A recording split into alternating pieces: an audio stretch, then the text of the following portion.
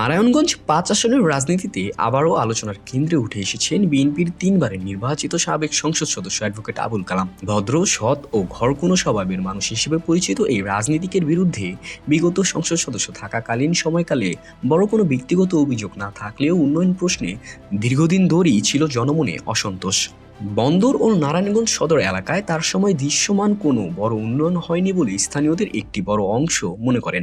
এখন নতুন করে নির্বাচনী মাঠে নেমে আবুল কালাম গণসংযোগ শুরু করলেও ভোটের রাজনীতিতে আলোচনার মোড় ঘুরে যাচ্ছে অন্যদিকে।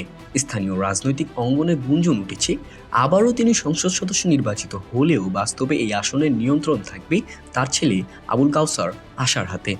এই গুঞ্জন থেকেই নারায়ণগঞ্জের নতুন যুবরাজ শব্দটি ঘুরে ফিরছে চায়ের দোকান থেকে রাজনৈতিক বৈঠকে। আলোচনায় উঠে আসছে আশার অতীত কর্মকাণ্ড।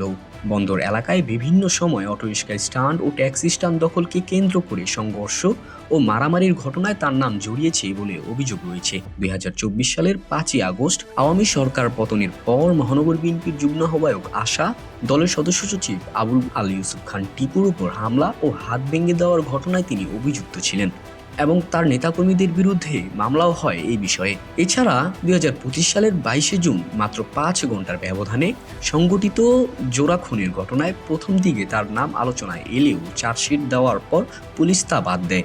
একইভাবে কাশীপুরের হুসাইনি নগরে আরেকটি জোড়া খুনের মামলাতেও শুরুতে অভিযোগের তালিকায় তার নাম থাকলেও চার্জশিট থেকে বাদ পড়ে তার নাম। এসব ঘটনাকে ঘিরে এলাকায় নাটকীয় বাদ পড়ার অভিযোগও শোনা যায়।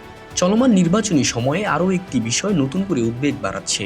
অভিযোগ উঠেছে স্বতন্ত্র ও বিরোধী প্রার্থীদের গণসংযোগ ও প্রচারণায় আসার অনুসারীরা বাধা সৃষ্টি করছেন। এতে করে সাধারণ ভোটারদের মধ্যে প্রশ্ন তৈরি হয়েছে, আদৌ আসন্ন ত্রয়োদশ জাতীয় নির্বাচন অবাধ ও সুষ্ঠু হবে কিনা। সব মিলিয়ে নারায়ণগঞ্জ ৫ আসনের রাজনীতিতে এখন আলোচনার কেন্দ্রে উন্নয়ন নয়, বরং ক্ষমতার নিয়ন্ত্রণ, উত্তরাধিকার রাজনীতি এবং নির্বাচনকালীন পরিবেশ। ভোটের মাঠে শেষ পর্যন্ত জনগণ কোন বার্তা দেন সেদিকে তাকিয়ে আছে পুরো জেলা। দৈনিক উজ্জীবিত বাংলাদেশ, নারায়ণগঞ্জ।